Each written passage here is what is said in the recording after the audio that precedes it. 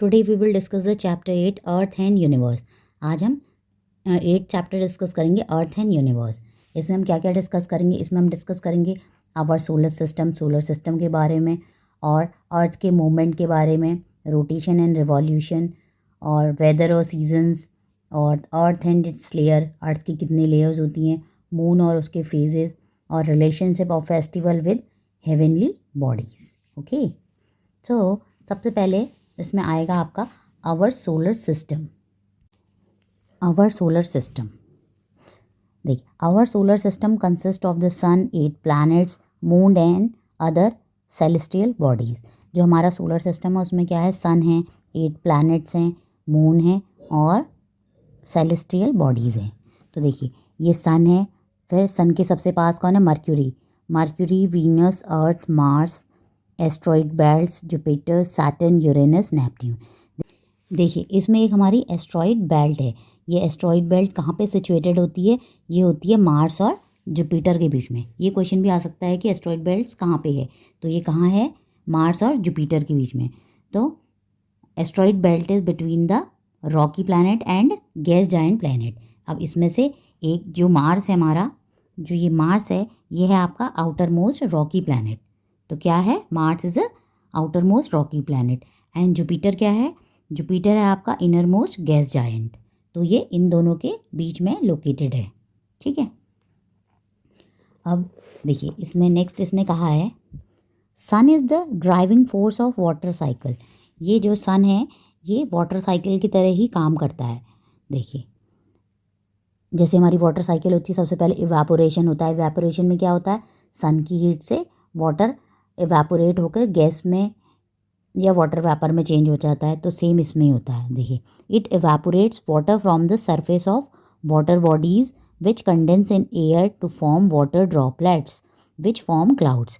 देखिए, कह रहा है कि इवेपोरेट होके जो वाटर जो सरफेस में से या वाटर बॉडीज़ में से इवेपोरेट हो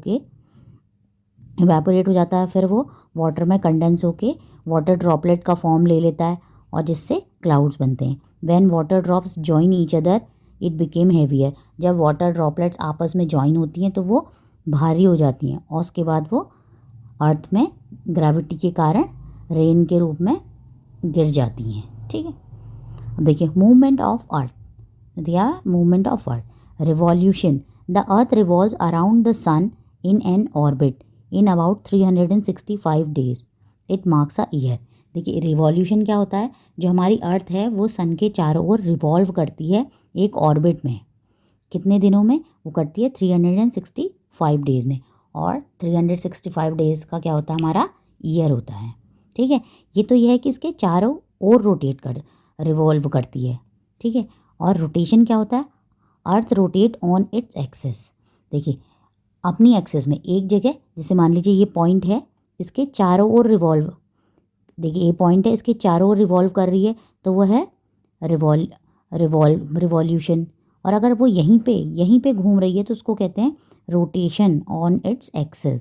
और रोटेशन में कितना टाइम लेती है? It takes 24 hours for a complete rotation और इट मार्क्स अ डे। जो रोटेशन होता है उसको हम डे कहते हैं, वो 24 आवर लेता है। और जो रिवॉल्यूशन होता है वो 365 डेज़ लेता है। ठीक है, तो उसको क्या कहते हैं हम? ईयर।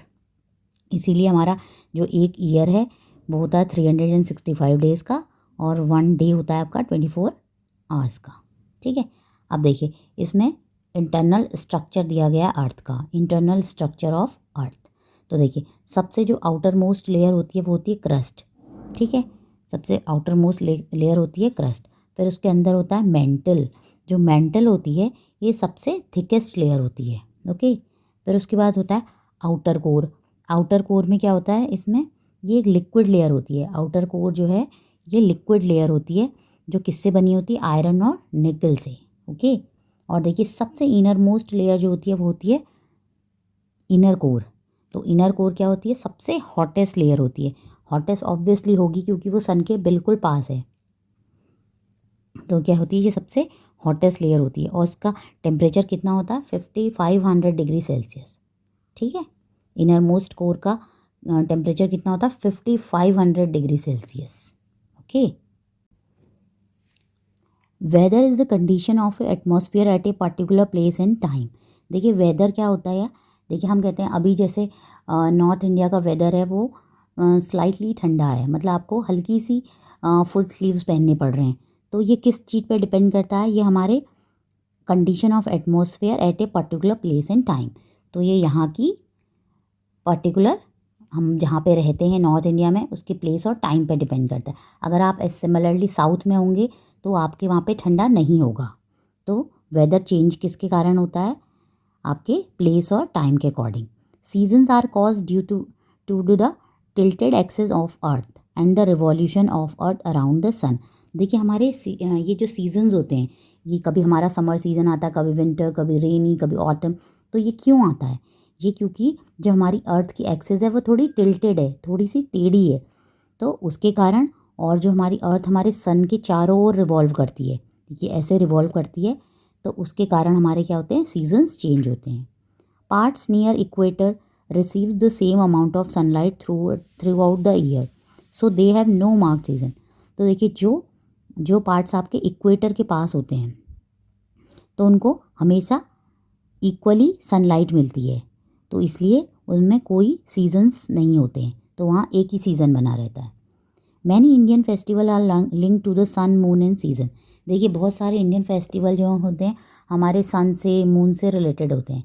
देखिए जैसे आप करवा चौथ होता है, करवा चौथ मेनली सभी लेते हैं, तो उसमें क्या होता है, उसमें आप मून की पूजा करते हैं, ठीक है, सब चंद्रमा की पूजा करते हैं ना।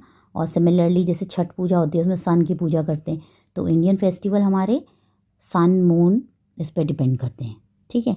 तो देखिए ये हमारा डायग्राम दिया गया है, देखिए ये है सन और ये हमारे अर्थ की ऑर्बिट है। तो देखिए अर्थ की ऑर्बिट क्या होती है, अर्थ ऑर्बिट जिसमें अर्थ घूमती है सन के चारों ओर, देखिए ऐसे घूमती है, जिस उसमें घूमती है उसको क्या कहते हैं, अर्थ की ऑर्बिट। जो ये डॉटेड प्लेस दिया है वो है अर्थ की ऑर्बिट, क्योंकि जो है सन जो अर्थ जो है सन के चारों ओर इसी ऑर्बिट में घूमती है, मीन्स ये अर्थ का पाथ है, रास्ता है, ठीक है। तो अर्थ की जो एक्सिस है वो जो है थोड़ी टिल्टेड है, मैंने कहा ना थोड़ी सी टिल्टेड है। तो कितनी टिल्टेड है वो है टिल्टेड आपकी 23.5 डिग्री। कितनी टिल्टेड है, 23.5 डिग्री। और इसी टिल्ट के कारण हमारे सीजन्स चेंज होते हैं, ठीक है, समझ गए। अब देखिए इसमें क्या दिया है, ये दिया है समर सोलिस्टिक। तो देखिए समर सोलिस्टिक क्या होता है, देखिए जब अराउंड 20 और 21 जून को जो northern hemisphere is tilted directly towards the sun, तो जो इसमें होता है हमारा नॉर्दर्न हेमिस्फेयर जो है वो सन की तरफ टिल्ट हो जाता है, तो इसी कारण हमारे दिन जो हैं लंबे हो जाते हैं, ठीक है। और देखिए देखिए हमारे नॉर्दर्न हेमिस्फेयर में तो दिन लंबे हो जाते हैं, और जो साउदर्न हेमिस्फेयर होते हैं उनके दिन छोटे हो जाते हैं और वहाँ विंटर स्टार्ट हो जाता है, ठीक है। सिमिलरली विंटर सोलिस्टिक इसमें क्या होता है, जिसमें दिसंबर में क्या होता है, नॉर्दर्न हेमिस्फेयर क्या होता है, सन से दूर हो जाता है। विंटर में क्या होता है, नॉर्दर्न हेमिस्फेयर सन से दूर हो जाता है, जो विंटर्स में क्या होता है हमारे, इसलिए दिन छोटे हो जाते हैं। तो और जबकि इसका ऑपोजिट जो साउदर्न हेमिस्फेयर में क्या होता है, दिन बड़े हो जाते हैं और वहाँ पे समर्स हो जाते हैं, ओके। अब देखिए ये है वर्नल इक्विनॉक्स। तो देखिए वर्नल इक्विनॉक्स में क्या होता है, ये होता है आपका मार्च के अराउंड, मार्च 15 के बाद। तो इसमें क्या होता है, earth axis is not tilted towards और अवे फ्रॉम द सन। इसमें जो है अर्थ की एक्सेस जो है वो टिल्ट नहीं होती है और सन से दूर हो जाती है, ठीक है, सन से दूर हो जाती है। तो इसमें जो होता है, इसमें नॉर्दर्न और साउदर्न हेमिस्फेयर दोनों में इक्वल अमाउंट में दिन होता है और इक्वल अमाउंट में रात होती है। तो देखिए आपने देखा होगा कि नॉर्मली जब हम मार्च में होते हैं, मैं नॉर्थ इंडिया की बात कर रही हूँ because I live in north India, तो इसमें मार्च के बाद जो होते हैं हमारे दिन और रात दोनों इक्वल हो जाते हैं, ठीक है। और ऑटमल इक्विनॉक्स इसमें क्या होता है, इसमें भी जो होता है अर्थ की एक्सेस जो होती है टिल्ट नहीं होती है और सन से दूर हो जाती है, तो इसमें भी हमारा दिन रात बराबर होते हैं। तो ये सितंबर के अराउंड होता है, ठीक है। आप समझ गए। समर सोलिस्टिक में क्या होगा, नॉर्दर्न हेमिस्फेयर के के तरफ हमारा सन टिल्ट होता है, तो इसलिए हमारे वहाँ समर्स होते हैं। समर्स में क्या होता है, दिन बड़े होते हैं, रात छोटी होती है। सिमिलरली विंटर में नॉर्दर्न से दूर होता है सन, तो यहाँ पे दिन छोटे हो जाते हैं, रात बड़ी हो जाती है। और साउदर्न हेमिस्फीयर में इसका ऑपोजिट होता है। और वर्नल इक्विनॉक्स और ऑटोनोमल इक्विनॉक्स में सेम होता है, इसमें दिन और रात दोनों बराबर होते हैं। ओके, अब नेक्स्ट है हमारे फेजेस ऑफ मून। देखिए मून के कितने फेजेस होते हैं। देखिए मून के डिफरेंट डिफरेंट फेजेस होते हैं। सबसे पहले देखिए यहाँ पे हम देखिए फुल मून से स्टार्ट करते हैं। ये फुल मून है। फुल मून के बाद क्या होता है, वेनिंग गिबिकस होता है, फिर लास्ट क्वार्टर, फिर waning crescent, new moon, waxing crescent, first quarter, then waxing gibbous, then full moon. तो ये साइकिल हमारी पूरी जो होती है ये 1 मंथ में कंप्लीट होती है। ठीक है, देखिए फुल मून में क्या होता है, फुल मून में हमको पूरा मून दिखता है। ठीक है, पूरा मून दिखता है। कब हमें पूरा मून दिखता है, पूर्णमासी, उसको हम पूर्णिमा का दिन कहते हैं, उस दिन हमें पूरा मून दिखता है।